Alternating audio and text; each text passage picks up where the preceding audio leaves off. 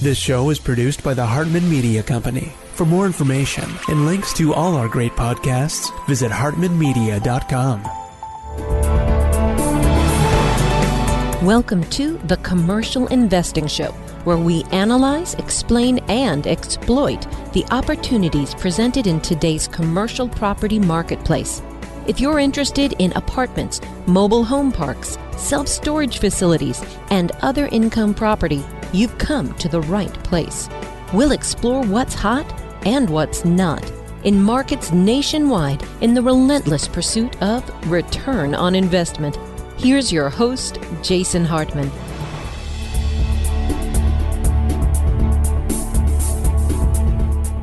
It's my pleasure to welcome Harry Dent back to the show. He's been on many times with us, and as you may know, I discovered his work back in 1995. I've been a fan ever since. He really looks at the demographic side of economics, which I think is a very powerful way to look at big macro trends. And he's here today to talk about what is going on, and there is a lot going on with bubbles popping everywhere we look. Harry, welcome back. Good to be back, Jason. It's good to have you always. So we were talking off air a little bit, and you were on just a couple of months ago, too, about how this bubble was a bubble that was going to pop anyway. Coronavirus is just sort of an excuse, or maybe it's cover, the inevitable to happen. Yeah, well, I'd call it the perfect trigger, Jason, because this is one thing. I mean, they can do massive money printing and fiscal stimulus and stop a recession in its track. They can stop a stock slide or crash. Yeah. And they did that in early 2009. All this money printing and stuff does not stop the virus. It cushions the economy from the virus. Right. So the virus is perfect in that it causes a sudden shock, not a gradual one like a recession naturally building, where, okay, the economy weakens and then more businesses default and lay off and then it weakens more. No, we're in a depression right now. Yeah. Probably, officially 14.7% unemployment, probably really, or to be 20%.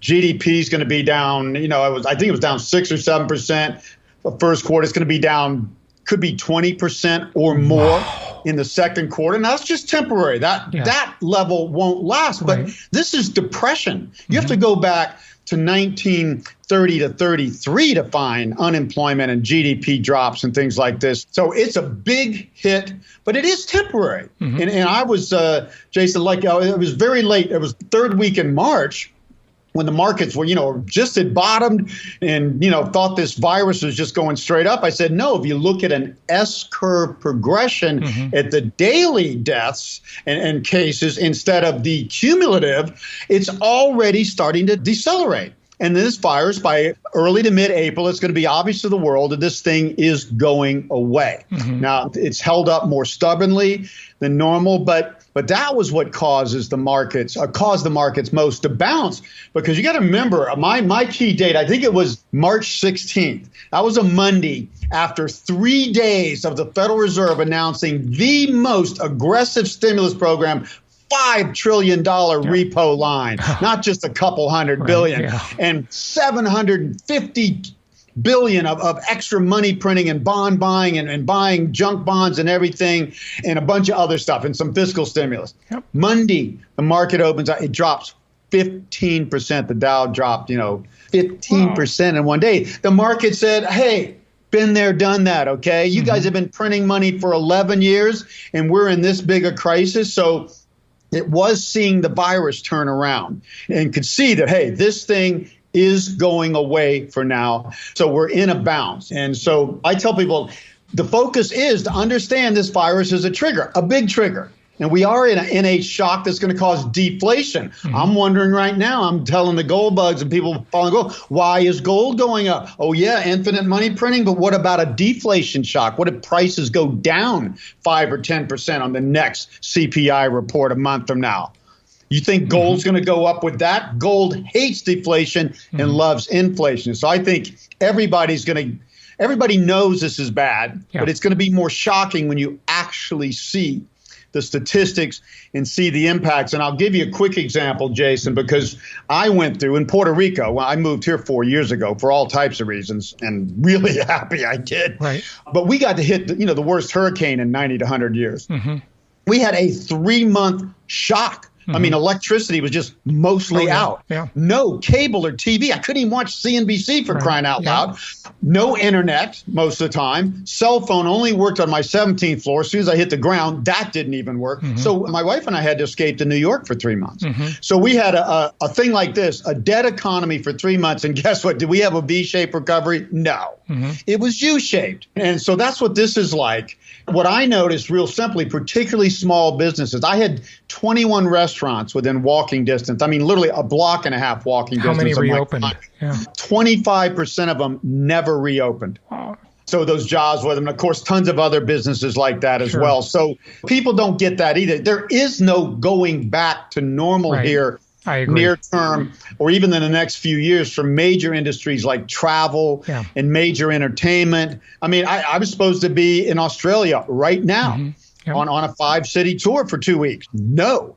Next week, I'm doing a full-day online live stream. We've never done that before. We're probably going to have 4,000 people on that, more than we would have gotten at the live seminar. That's a great point. Okay, so let me stop you there. I agree with you. I think we are going to come out of this into a much smaller economy globally, not just the U.S., but every economy is just going to be smaller. I think people are more interested in a simpler life. And I think we're going to kind of go back to basics a bit. When I think of the Depression, I think of that show I used to watch the reruns of when I was a kid, The Waltons. Of course, you remember The Waltons, right? That's my picture of the Great Depression back in the 30s. And I just think we're going back to basics. And a lot of these industries just will never recover. You can't run a restaurant at 25 to 50% capacity with social distancing. You it's can't not the run same an airline. Experience. No, it takes most of the fun out of it. And not to mention the economics. Cruise ships will slowly. Cruise ships will take years because cruise ships are in a very good demographic, older boomers who are sick of the stress of real travel and all that sort of stuff. So, but the thing is, though, still longer term, I mean, a few years from now, first of all, we have a big crash to go through, so that's a whole nother topic. But people earn and spend about the same amount of money. They'll just shift it to other things, quality of life. And I tell you, I think a lot of people realize, my gosh, why do I go to work every day? Maybe 2 weeks a day, a week, 2 times a week is worth it for my business. And then I can have more time at home, don't have to dress up much, more time with my kids. But we can spend more money on other things. And I've had this thing in tour. I've tried to convince my promoters in Australia for years. They say, Harry, you got to go there live. It just doesn't work. We're getting more people on this webinar than we ever got live at a fraction of the cost. So I totally people agree. do business better. We're going to get better because of this. I always call it like the Great Depression, any recession, the pause that refreshes.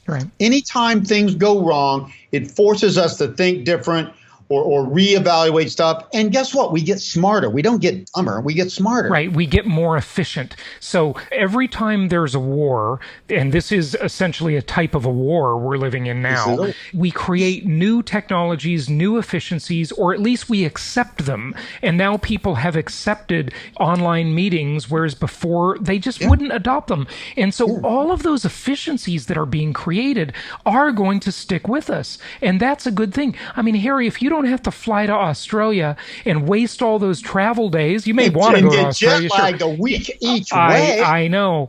Yeah. So it's a lot. You're going to be a lot more productive sharing your knowledge on that live webinar, and then you'll be able to do other things and create more value in the economy by not moving around. Moving around. Yeah. The truth is, like, here's an example of simple economics. I'll make half as much money doing this online in a tenth of the time, not even a tenth, which frees up a lot more time to do other things that I can charge more. It's a better deal for you and your audience. And the promoter. It's a better deal for everyone. And you know, people always, it's my biggest criticism of central banks. I call them academic economists who've never had sex or run a business dictating what happens in the economy. They think we should always grow. What's wrong with these people? Can you function without going to sleep 6-7 hours a night? Try it for a few nights. You'll be turning in your mother to the Nazis. Okay? In a simple interrogation, you'll be so out of it. The economy needs to rest, innovate. We do innovate when things go bad rather than wars cause the greatest innovations, the deepest recessions, depressions. I study innovation. They always come at the most challenging times, and then they get adopted in the economy in the more benign times. It's a natural cycle. Grow and do maintenance, repair, and reset, and restore, and transform, and boom and bust, and inflation and disinflation. These are natural cycles. The economists want what everybody wants in life, a zip line to heaven. We just grow, get better, go to heaven and stay there forever. Okay, maybe in heaven. Doesn't happen that way on earth here. So I go as far to say, Jason, most economists, and particularly central bankers, have no clue of what actually drives the economy. In fact, what do they focus on? Governments. Governments are 20% of GDP, and they're the lagging edge of the train. They're not the locomotive in the main part. Consumers drive 70% of GDP directly with their spending. Business capital investment to gear up to meet their growth is the other 10%. That's 80. Government's 20. And consumers and businesses are the leading edge. Government's the lagging edge. Why is everybody studying government policies? Right now, it's a big deal because what are they doing? Reacting to a problem. They're not proactive. So why would you look at the government as any sort of leading indicator unless it's a dictator who can do whatever they want, whenever they want? Right. Well, because people just have this odd, unusual faith in government, that government's going to rescue me, this cradle to grave mentality. It's totally unproductive. It's ridiculous. It doesn't work. But whether it's good government or not, they still don't drive the economy. Right. And so I look at people. That's why, you said demographics was my specialty, although I do a lot of other cycles. Technology is the other big demographics. When generations grow up, become more, they don't just spend more money, they become more productive at workers at the same time. It's a win-win. Supply and demand expand in a boom. I can tell those booms in any country roughly decades ahead. It's a predictable thing. Numbers of people born, add in immigrants, I can adjust for that. When will they spend the most money in the highest number? Piece of cake. Mm-hmm.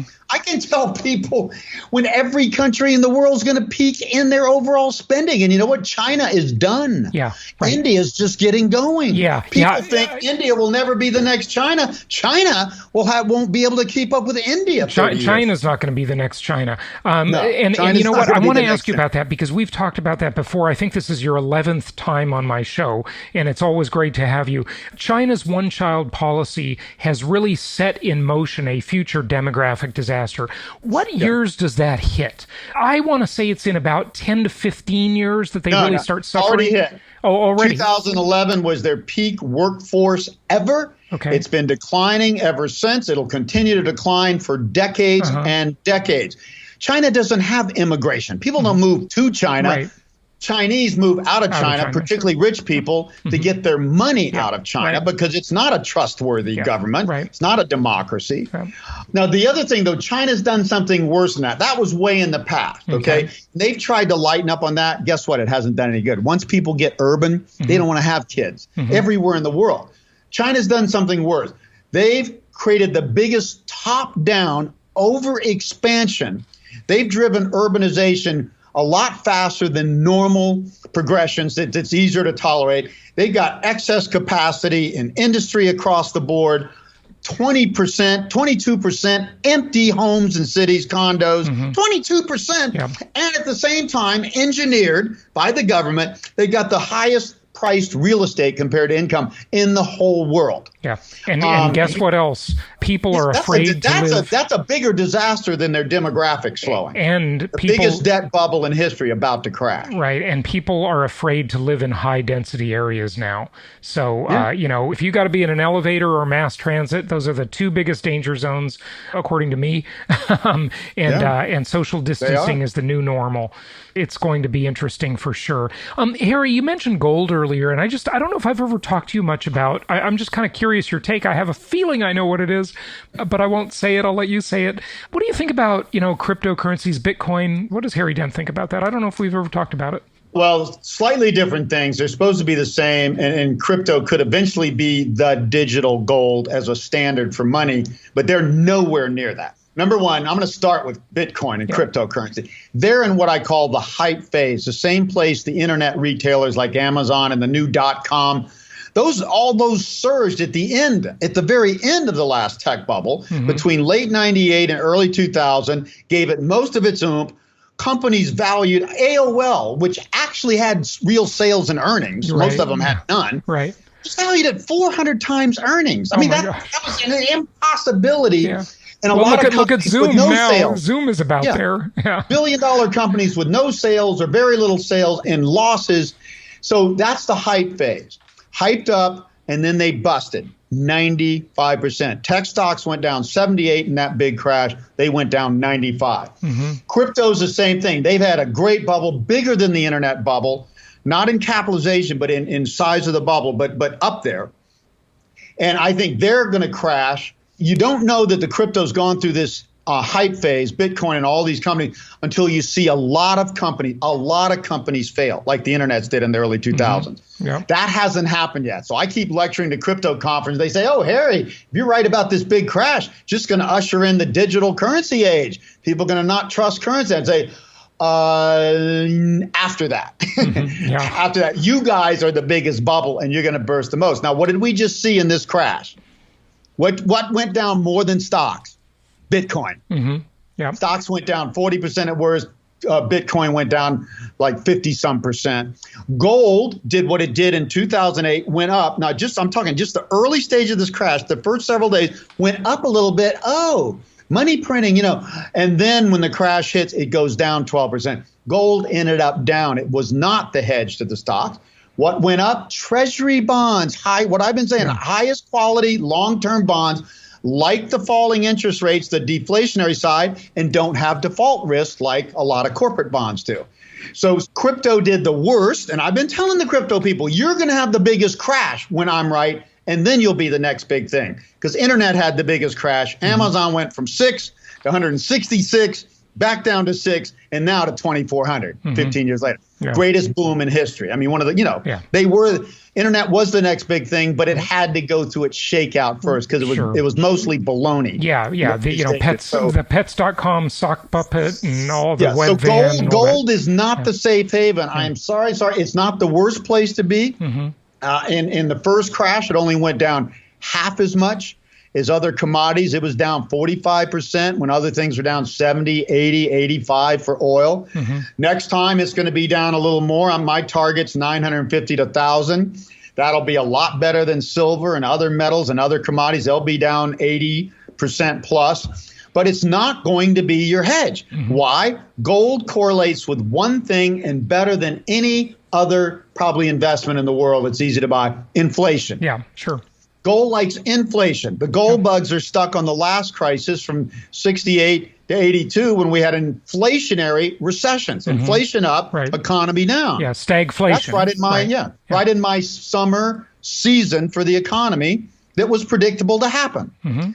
So here we have a deflationary. Why are they printing all this money? They have to constantly print money to keep the economy from falling in deflation. Deflation happens when asset bubbles burst, like stocks and real estate, where people have a lot of money tied up and money disappears. And when debt fails and is restructured, which is another way money disappears. When money disappears, less money chasing the same goods and financial assets, everything goes down. Financial assets the most, but consumer prices go down as well.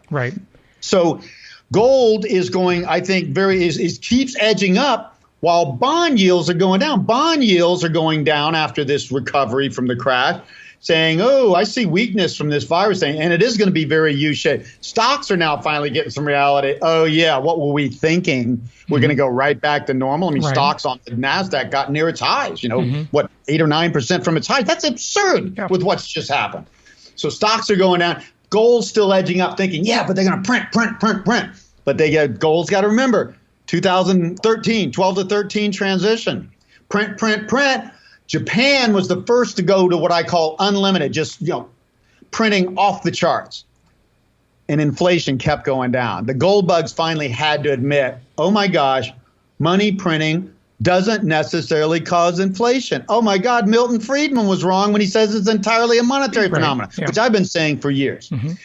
So I think that's what's going to happen here. I think gold is going to follow bonds. If I want to look short term at the economy, do I look at stocks, gold, or bonds? I look at bonds. Bonds are the most sensitive to short term risk. The bond market is saying, I see things going down. And in fact, I just got a chart from a friend in Australia. The 30-year Treasury bond, the speculators, not the commercial, not the smart money, the speculators, the broad investors are the most bearish on 30-year Treasury bonds, which says they think inflation and interest rates are going up. That tells me it's going the other way. Harry, I want to ask you. If it goes the other way, gold is going to do poorly. If money printing does not cause inflation, and Friedman's statement about it's always a monetary phenomenon, we all know that very well, then what does cause inflation?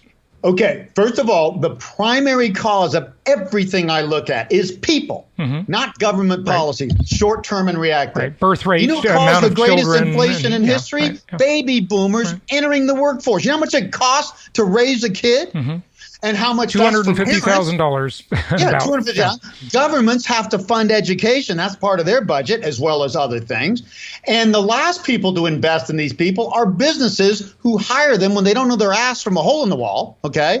And they're 18 or 20 or 22. They need an office, they need equipment, and they need training. I have an indicator called workforce growth on a 2.5-year lag that is the best correlation with short-term and long-term inflation, people entering the workforce at great expense. 2.5-year lag because it takes about 2.5 years before they start to produce more than they're costing to those last businesses that invest in them. So that's the prime cause. But for short-term inflation or money creation, there's two ways to create money. And this is important. I had two great economists, and they disagreed on this. My two favorite ones, David Stockman and Dr. Lacey Hunt. They're both brilliant, but they disagreed on one thing. Lacey Hunt was saying, hey, the only way to create money, Milton Friedman style, is banks multiply bank deposits. We deposit money, businesses, banks can lend 10 to 1 against that, only pledge 10% of our deposits, by the way, not their deposits. And that multiplies money. So in a normal economy, that's how it happens. Economy's good. Businesses and consumers want to borrow money to buy things, houses or business capacity. Then money multiplies with the multiply factor. And then if those loans keep being paid back, it continues to happen. That sort of expansion can cause consumer price inflation. Now, what has happened since 2008 and 9, we had failed demand. We had a excess capacity, a downward economy. Nobody wanted to borrow. Putting interest rates at zero did almost nothing.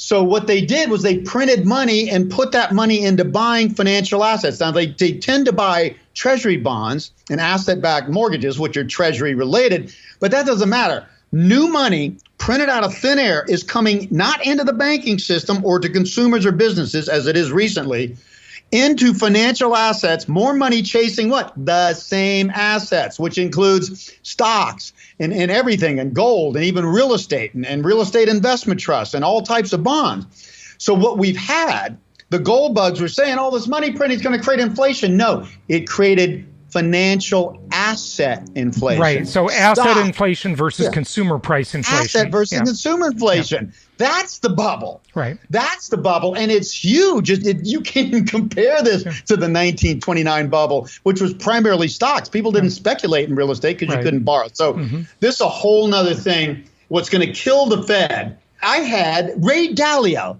the most successful hedge fund manager in all of history, stand up and say something stupid, you know? He's been saying a lot of things lately I don't agree with, but yeah, go ahead. Yeah, he's saying, I'm not worried about that. He's saying we're at the top. He said he's got a 6 to 7 year debt cycle and a long-term 75 to 100. Well, I've got one too. It's called 90 years. I'm much more accurate about this. 90 years, right down to it. He said, but I'm not as worried about this crash coming off this bigger cycle because the debt ratios are not as bad. I said, Ray, this is not the problem. The biggest financial asset bubble, how much money just got trashed by one stock crash globally? About $20 trillion. That's 100% of U.S. GDP. Right. That's 25% of global GDP. Disappeared in 5 weeks. Evaporated, So these asset bubbles can deflate which means money disappears much faster. For debts to deflate and deleverage, you got to go through Chapter 7 or Chapter 11, and that takes some time and blah, blah, blah, blah, blah, blah. And we're going to see a lot of that. This is way worse than the debt bubble, which was the primary cause of the 29 crash. This is a financial asset bubble that is absolute bonkers. And people are treating me, every time I interview some mainstream economist or person, they're like, Harry, you're crazy. You just predict extreme stuff. I said, you think I created this extreme period? This is the greatest bubble in history, and bubbles burst faster than they build, greater than anything else in history. I'm not creating this. I'm just reporting on it.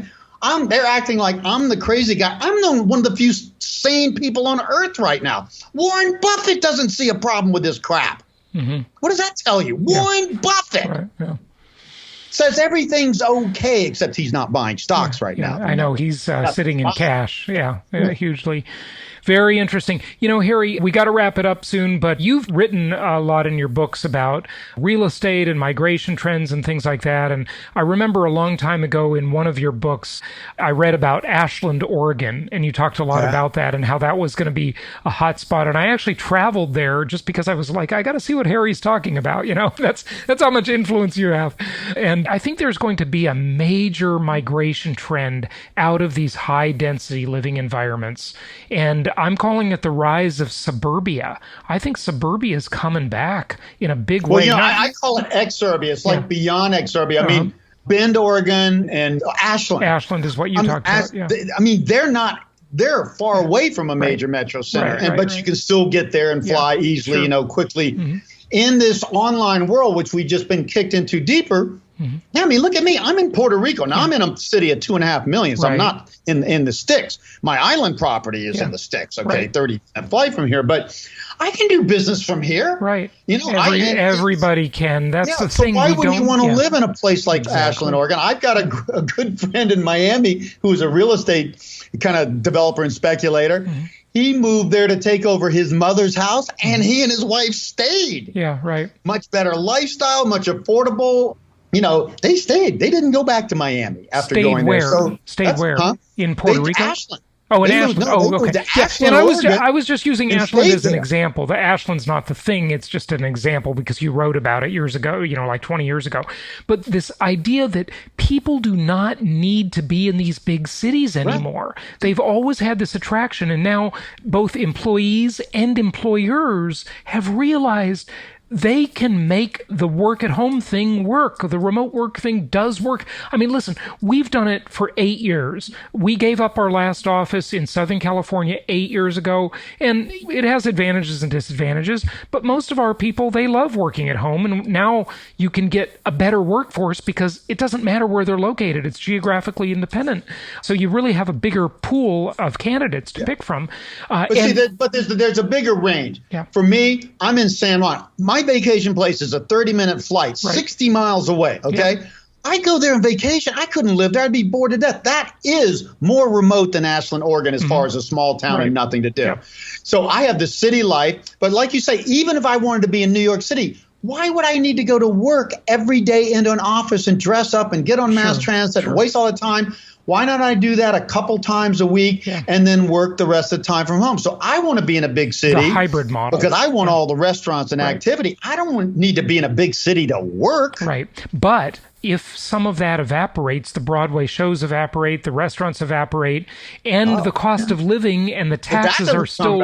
why be in New York City? Yeah, there's just really not a compelling reason to be there. So I think suburbia is coming back. So the question is, if you're a real estate investor, which will be the stronger trend? The smaller economy that we're coming into and the economic hardship we're coming into, and we've already began that, or the migration of people with a lot of money to spend out of these expensive, densely populated areas into suburban properties. And, that's what our people have been investing in. I think it's going to be a pretty good strategy.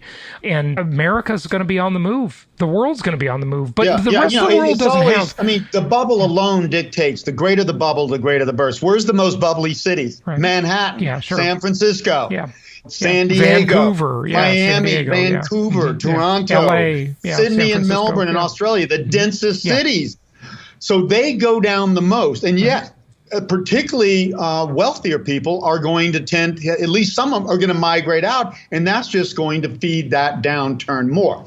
Another sector that's going to get killed, always does, commercial real estate. Oh, yeah. People are emotional about their real estate and don't sell their house, or businesses will abandon a lease or sell an office building overnight if it makes economic sense. So commercial always gets hit harder. So high-end real estate, commercial gets hit the hardest. McMansions get hit harder than everyday suburban home. The everyday suburban affordable home is both attractive now to the new millennials coming up, the new wave, who still haven't bought a lot of their houses yet because they haven't been able to afford to, and retiring baby boomers who don't have the kids and want to downsize. They just need a 2-3 bedroom house. And they even less need to be in the city. They can be in a nice, quiet suburb. So those are the best houses to buy in the downturn, the best houses to keep. And I've been working with a guy in Arizona that's training people to take over McMansions when they collapse and turn them into assisted living things, because large houses will be useful for small assisted living facilities in suburbs where people would rather that's probably my friend Gene. I know him. Yeah, Gene. Yeah. So the thing about that is I kind of wonder, because, the assisted living homes have been such hot spots for, high death rates and infection rates. And I agree that the size of that, the smaller home you're in, the better chances you have of survival. But I think there's going to be a trend really toward multi-generational living, which is, very common around the world. Well, people may keep a McMansion so they can have their parents in there.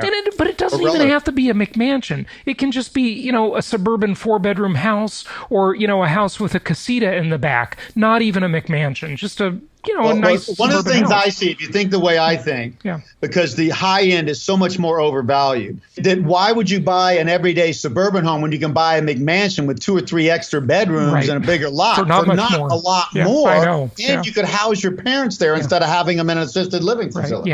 Which costs, by the way, $9,000 to $10,000 from our experience a month. It's very expensive, and I think the insurance is going to be tough to get on those, because the infection rate problem and just in general the insurance industry having so many problems. I mean, there's a massive wave of claims coming at the insurance industry, and we're going to see a lot of problems with insurance real soon too. So I think multi-generational living, roommates splitting up, getting their own houses, they need that extra. 2 families may live in one McMansion at 20% more the price, but you split that, you're both saving money. So but that's the opposite of the 2 single people as roommates in a 2-bedroom place. Because now they need that second bedroom for a home office. Okay. And, but all of these are good changes. If we use our real estate better, if we save money on certain things or commuting. I mean, look, and pollution levels have just disappeared from totally a lot declined, of cities. And traffic congestion. These are the 2 biggest problems in cities. It's kind of nice in a lot of ways. This is a big win-win. See, this is why I love change. People hate change. I love change. Change makes things better. It can happen too rapidly sometimes, but this is going to be a good thing. I'm just warning people, as you know, Jason, this is going to be a major shock, more than anybody's ever going to see in their past lifetime, because you weren't around in the early 30s, or going to see in the future.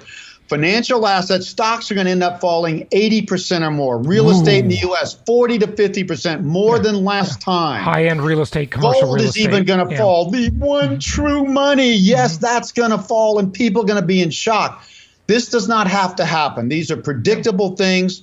We've got this first crash, 40%, exactly what I predicted it would be. We're in this 4, 5, 6 month rebound, which is typical, where it's choppy and won't go a lot higher, but stocks will hold up in hope, and then we'll fail again, and we'll go into real deleveraging. Well, and they're being propped up by the Fed. The stock market's just if people don't prepare for the next, it's all right if you got whacked 40% because you've already gotten half of it back. To make it a little better.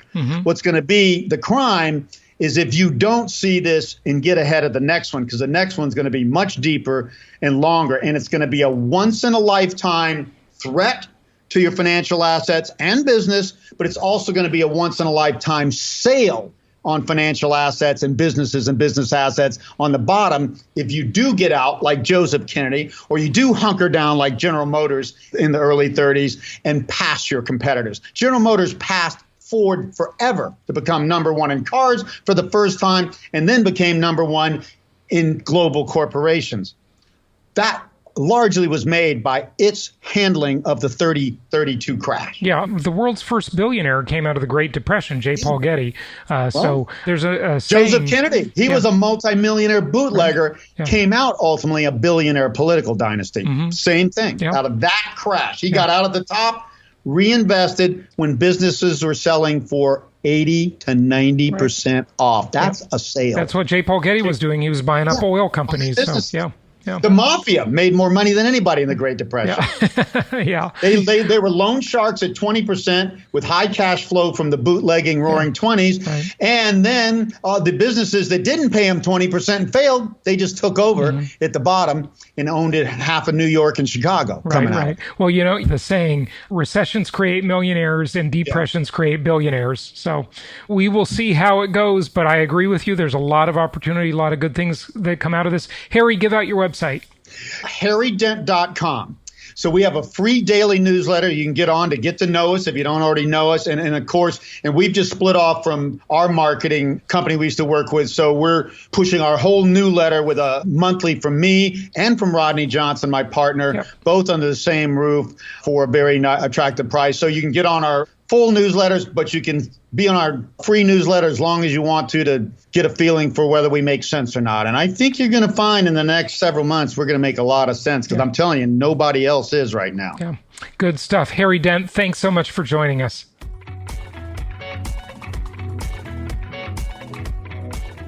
Thank you so much for listening. Please be sure to subscribe so that you don't miss any episodes. Be sure to check out the show's specific website and our general website, hartmanmedia.com, for appropriate disclaimers and terms of service.